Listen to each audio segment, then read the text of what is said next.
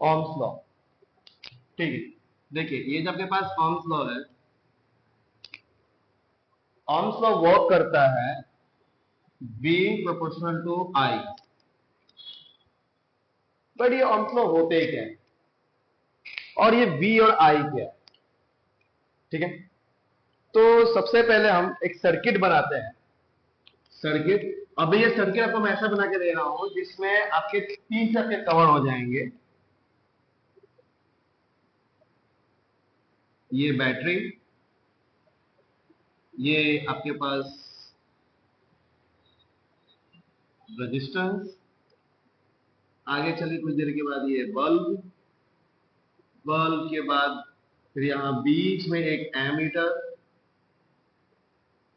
और फिर यहां पे एक स्विच, ठीक है। अब ये स्विच ऑन है,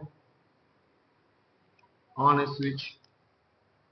इनको हम अगर चीजें बदलाएं, देखिए प्लस ये माइनस, कभी भी आप ध्यान दीजिएगा ये सीधी चीज खड़ी चीज होती है बड़ी वाली, ये एक पॉजिटिव साइड रिप्रेजेंट करता है, जो दूसरा वाला होता है वो नेगेटिव साइड रिप्रेजेंट करता है। ये ऑन स्विच है, ये एक एमीटर है, देखिए ये प्लस, प्लस के इस तरफ ये प्लस, ये इस तरफ माइनस, ये आपका है रेजिस्टेंस, मैं इसको आर से दिखा रहा हूं, ये आपका है बल्ब। अब बल्ब ग्लो करेगा ऑब्वियसली, यहां पे अगर सर्किट अगर रनिंग में है तो ये ग्लो करेगा, ठीक है। तो अब ये कुल मिला के आपके पास इतना चीज हुआ। अब पर इसमें एक चीज कमी है कि हमने यहां पे एक चीज नहीं लगाया है, वो है आपका V, वोल्टोमीटर। हमने V क्या होता है हमने इससे पहले लेक्चर में देखा था, V क्या होता है। अगर आपको ये सर्किट बनाने आते हैं तो समझ जाइए कि आप बड़े आसानी से सभी चीजें आप याद कर लेंगे। देखिए हमारा मेन कॉन्सेप्ट क्या है कि आप 10th क्लास वाले हैं और जितना आसानी से हो सके आपको समझ में आना चाहिए, है ना, ज्यादा कॉम्प्लिकेटेड नहीं होना चाहिए। इसमें सबसे मेन भाग क्या था कि न्यूमेरिकल आता है, न्यूमेरिकल तो वैसे समझ में नहीं आता, तो एटलीस्ट पहले एक बात तो समझ में आए। तो देखिए इसको थोड़ा गलती ना हो, सही कर देते हैं। देखिए इसको मैं कहूंगा सेल। अब ये वो सेल नहीं है जो आप लिविंग सेल के ऊपर पढ़े, ये फिजिक्स के अंदर आने वाला सेल है। ये अपने पास एक एनर्जी स्टोर करता है। अगर ऐसे ग्रुप ऑफ सेल बन जाए, इसी में अगर ग्रुप ऑफ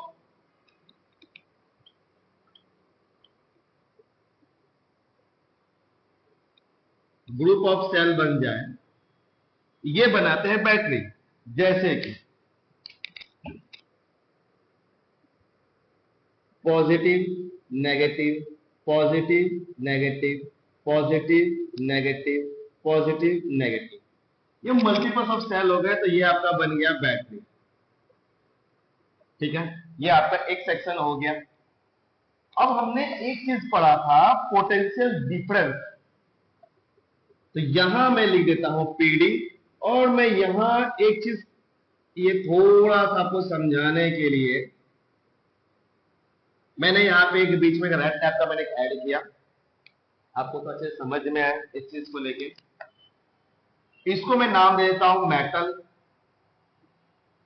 अब मेटल देखो ये भी जो ये भी खुद एक वायर है और वायर भी एक मेटल।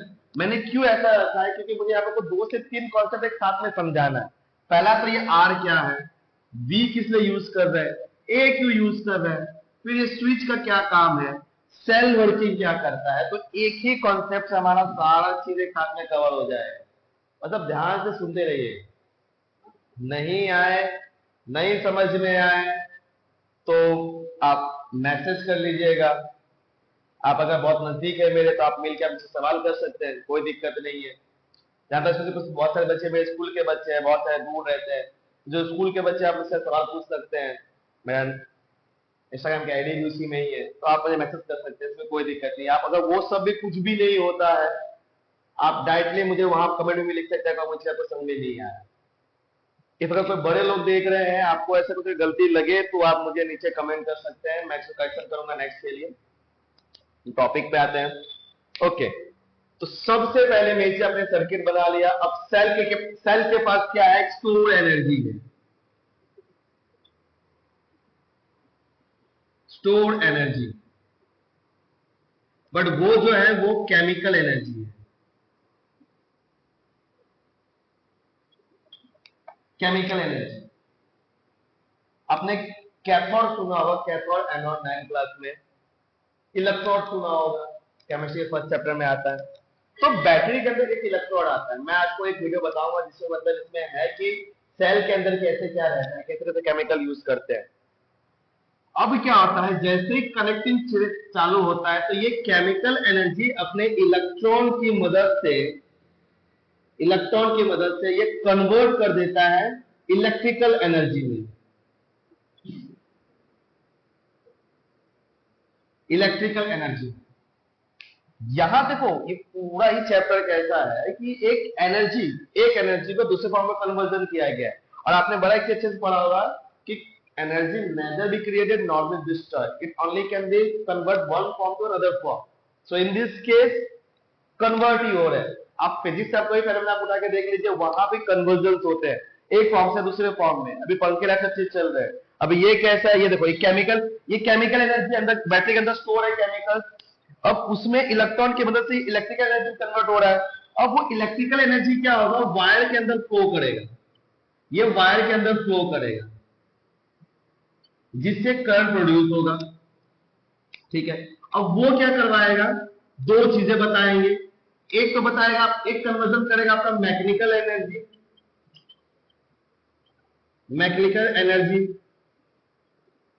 हीट के फॉर्म में रिलीज करेगा, और मैग्नेटिक फील्ड के फॉर्म में करेगा, मैग्नेटिक फील्ड। तो ये सारे चीज का कन्वर्जन क्रिएट करेगा, मतलब ये प्राकृतिक में वो चीजें वापस करवा देगा, जिस चीज से ये बना है उस चीज वापस कन्वर्जन करवा देगा। फिर वापस वहां से हम कहीं से बैटरी तैयार करते हैं। बैटरी अब बनाते तो ऐसा देने कि मतलब कोई आपको ऐसे बैटरी देके चला जाता है, हम कंपनी में बनाते हैं, हम वही रिसोर्सेज यूज करते हैं जो मेहनत से यूज करवाते हैं, फिर उससे बैटरी बनाते हैं। तो मतलब वापस से कैसा हुआ, ये वापस से रिटर्न यहाँ पे आ जाएगा, फिर बैटरी बनेगा, फिर रिसोर्सेज यूज करेंगे, ऐसे लगातार। अब ये जो सेल आप जो यूज करते हैं, ये जो सेल यूज करते हैं, अब यहां पर तो पास स्टोर एनर्जी है, लेकिन फिर इसी का आप करंट के बेस में पढ़ोगे। आप करंट कि एक होता है डीसी, एक होता है एसी। डीसी और एसी क्या होता है, डीसी मतलब आपका रहता है डायरेक्ट करंट, डायरेक्ट करंट। यहां ये जो है ना स्टोर एनर्जी, ये डायरेक्ट करंट ही दे रहा है, बैटरी पर लगा दिया, एक साथ में जमा था, पोटेंशियल जमा था, अब वो लगातार धीरे निकलते जाएगा। अब ये ऐसा नहीं कि रिचार्जेबल होता है, ये रिचार्जेबल नहीं है यहाँ पे। हाँ, आप अगर वापस चेंज करो रिचार्जेबल हो जाएगा, पर रिचार्जेबल नहीं है। फिर दूसरा आता है एसी। एसी होता है अल्टरनेटिव करंट, अल्टरनेटिव करंट जो हमारे घरों में चलते हैं, फैन लगातार चले, एसी लगातार, इस चीज का रहता है। ये चैप्टर का मतलब इसके अंदर हो गया। अब जब हमने एक चीज पढ़ा है, देखिए होते कैसे है, जब मेटल के अंदर जो इलेक्ट्रॉन्स होते हैं ना, इलेक्ट्रॉन, ये मैं आपको बस एरो दिखा रहा हूं,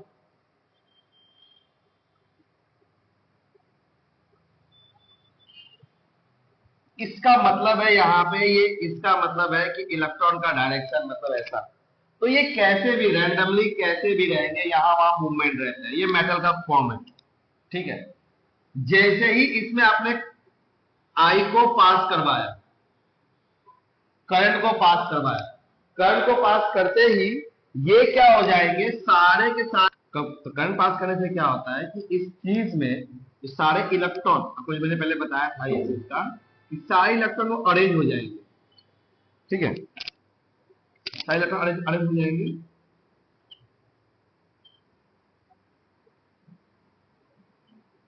अभी अरेंज किस तरीके से हुए कि मतलब इसके इस तरफ वाला नेगेटिव जुड़ा होगा, और इसके इस तरफ वाला इधर के जाके जुड़ा होगा पॉजिटिव वाले से, मतलब ये आपका नेगेटिव साइड वाला, ये आपके पॉजिटिव साइड जाके जुड़े होंगे।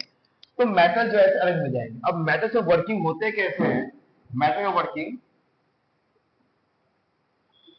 के जैसे ही किसी सर्किट के अंदर इलेक्ट्रॉन पास होंगे, उसके अपोजिट साइड से कन्वेक्शनली करंट पास होता है। अभी करंट कैसे, देखिए यहां हमने क्या किया था, बैटरी जोड़ा, बैटरी जोड़ने से इलेक्ट्रॉन यहां से पास हुआ, ये पास हो गया यहां पहुंचा, अब यहां से पॉजिटिव चार्ज निकला, पॉजिटिव चार्ज निकल के यहां पहुंचा, तो ये देखिए हम यहां पे नाम दे रहे हैं आई, आई का मतलब है आपका करंट।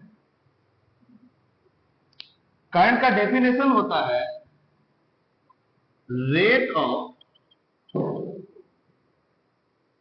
फ्लो ऑफ करंट,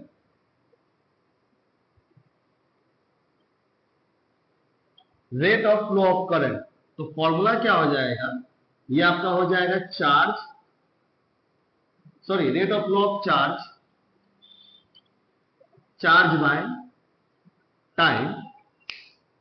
तो ये हो जाएगा 1, सिंबल हो जाएगा आई बाई क्यू बाई टी। अब अगर हम इसको हम चार्ज के बेस पे रिप्रेजेंट करें, मतलब इसके एटीट्यूड के बेस पे रिप्रेजेंट करें, तो ये हो जाएंगे 1A is equal to 1 coulomb by 1 second. अब देखिए ये ए ऐसा नाम क्यों पड़ा, ए मतलब होता है एम्पियर, एम्पियर। और ये जो नेम गिवन थे, ये नाम प्रोनाउंस कर लूं, एंड्रियो, ये एक फ्रेंच साइंटिस्ट थे,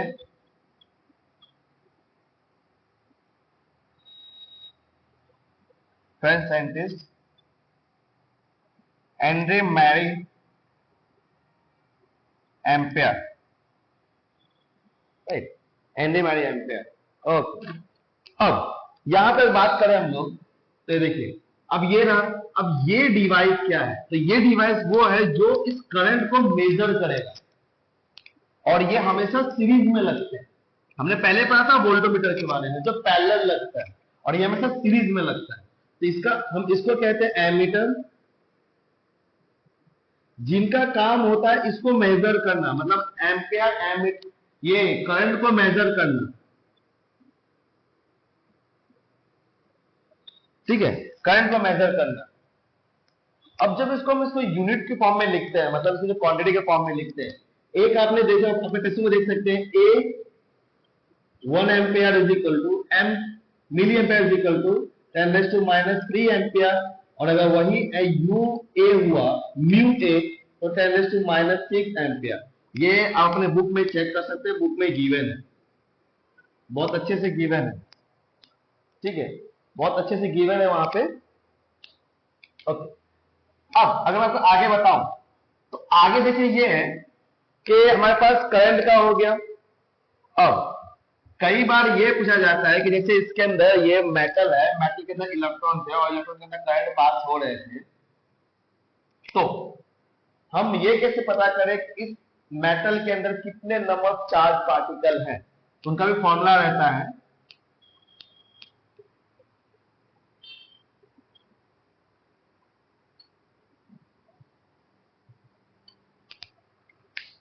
फॉर्मूला है Q is equal to n E.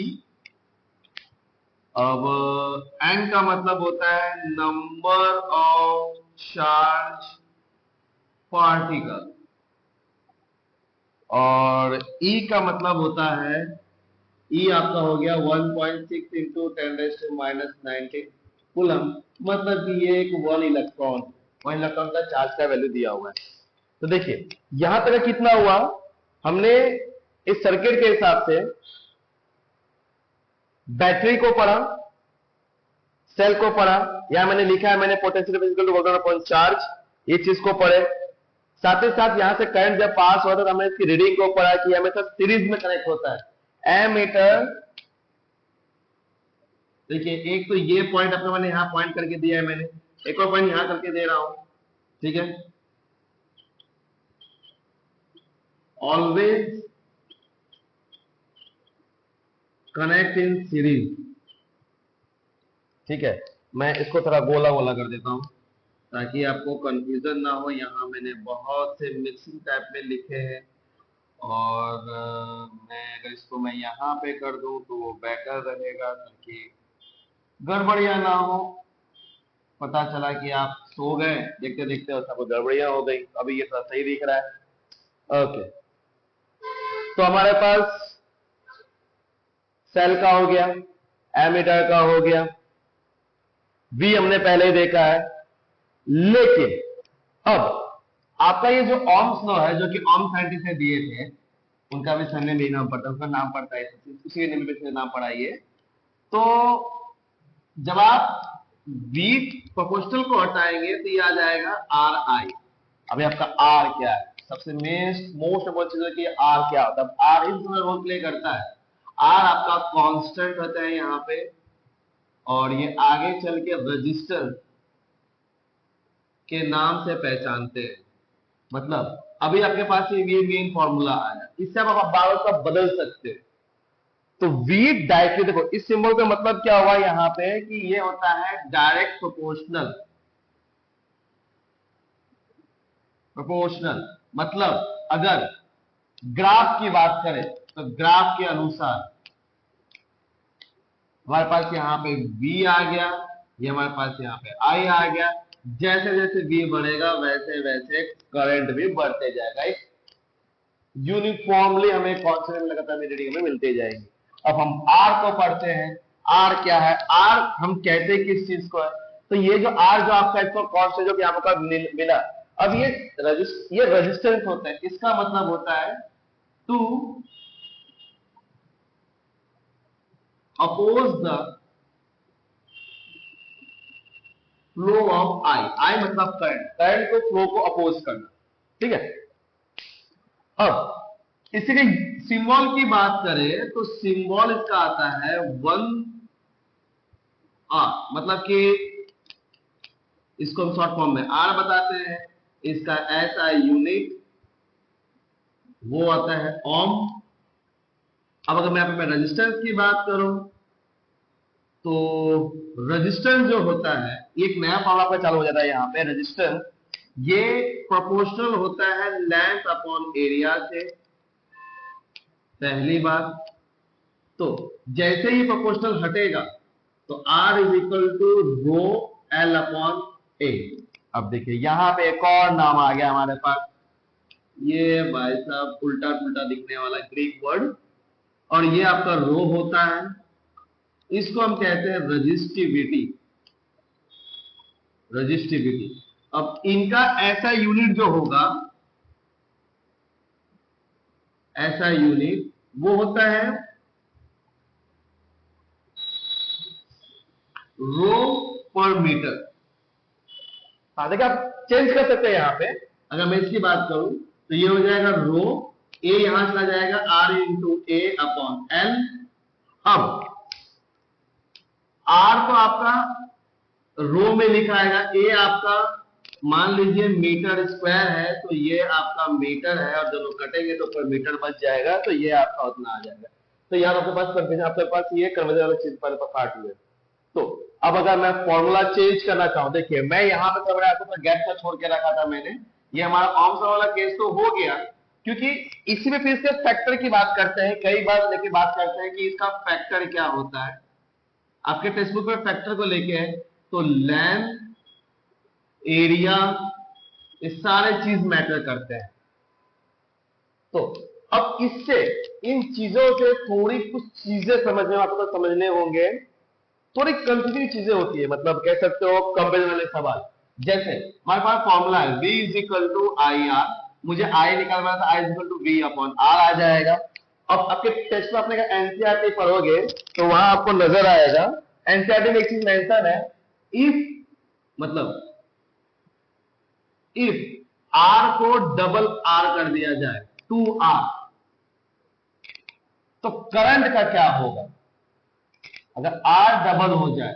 If अगर R डबल हो जाएगा, और ये देखिए यहाँ पे करंट के इनवर्सली प्रोपोर्शनल में R है, अगर ये डबल हो गया तो ये आधा हो जाएगा, तो वहां पे करंट जो हो जाएगा 1/2 हो जाएगा, हाफ। सिर्फ उसी केस में बात करेंगे, और अगर इफ R ही 1/2R हो गया, मतलब आधा हो गया, R खुद आधा हो गया, तो यहां पे करंट क्या होगा, अगर मैं वैल्यू लिख के देखूं, मैं V बाई R बाई 2, ऊपर चला जाएगा 2V बाई R। अब अगर मैं चेंज करूं तो I is equal to 2I0, जहां पे I0 का मतलब होता है V अपॉन R। साफ साफ नजर आ रहा है कि ये भी क्या हो जाएंगे, डबल। अगर रेजिस्टेंस हाफ हुआ तो करंट डबल हो जाएगा, अगर रेजिस्टेंस डबल हुआ तो करंट हाफ हो जाएंगे। ये दोनों इनवर्स प्रोपोर्शन में वर्क करते हैं। लेकिन करंट और वोल्टेज की बात करो तो जितना आप यहाँ पे वोल्टेज दोगे, जो पोटेंशियल डिफरेंस वोल्टेज दोगे, उतना आपको रीडिंग यहाँ पे एमीटर पे मिलेगा। आप यहाँ पे रेगुलेट करोगे, जैसे पंखे रेगुलेट करते हैं तो यहाँ वोल्टमीटर को रीडिंग मिलेगी। उस रीडिंग की कि ये वोल्टेज कितना दे रहे हो आपको यहाँ पता चलेगा, साथ ही उसके कंपेयर में आपको एमीटर में पता चलेगा कितने करंट पास हो रहे हैं। यही मेन आपका ओम्स लॉ का प्रैक्टिकल भी होता है और इसी वजह से ग्राफ बनते हैं। अब जितना आप हाई क्लास में जाओगे आपको बड़ी और डिटेल मिलते जाते हैं। अब रेजिस्टेंस जो होते हैं, रेजिस्टेंस का डायग्राम जो होता है ना, रेजिस्टेंस, जगह कम बचा है हमारे पास, तो वो इस टाइप का सिंबल रहता है। अब कई बार इसका फिगर एक और टाइप में आता है, वो आपका आता है कुछ इस टाइप में,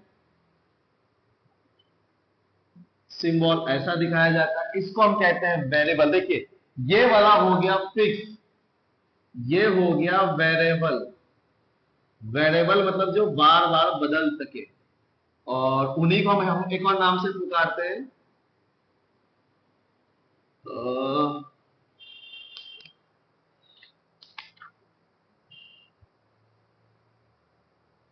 रियोस्टेट, RHEOSTAT, रियोस्टेट।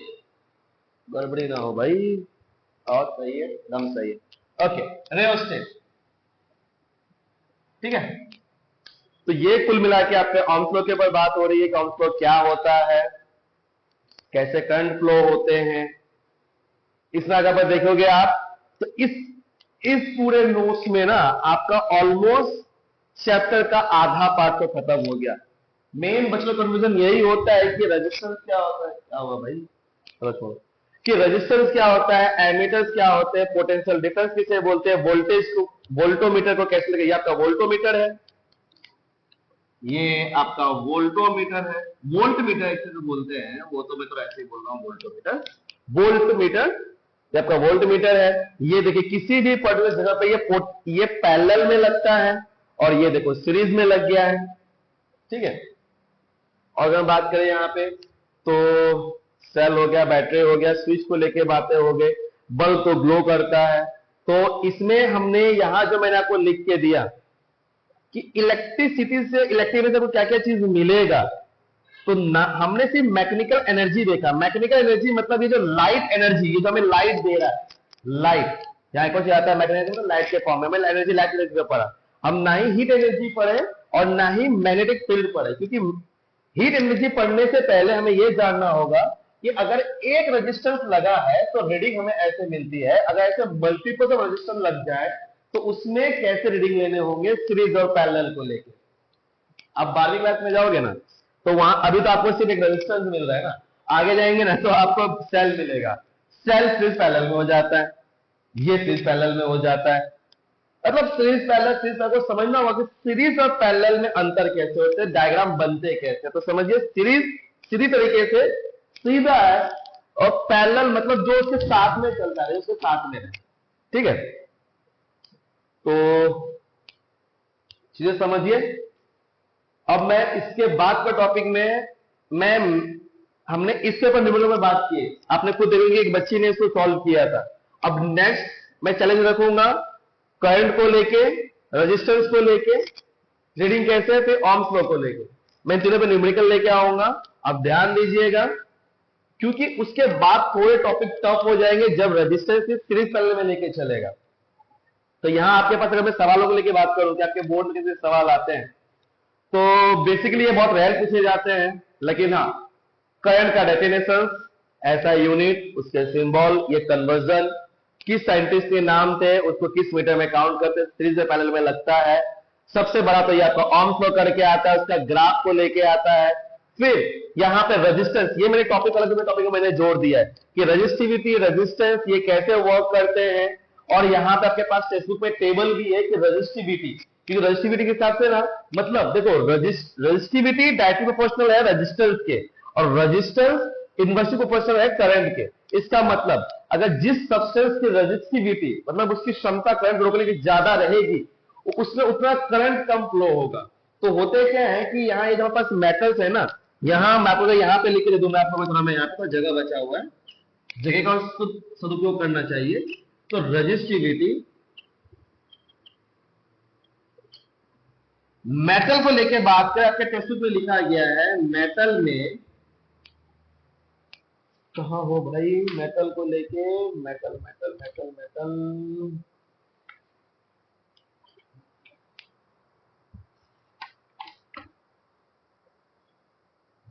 हाँ यहाँ टेक्स्ट बुक में मेंशन है कि मेटल्स एंड एलॉय, उसके अंदर रेजिस्टिविटी उसकी जो होती है वो 10⁻⁻8 to 10⁻⁻6 ओम, ये इतना रहता है। और अगर हम बात करें इंसुलेटर,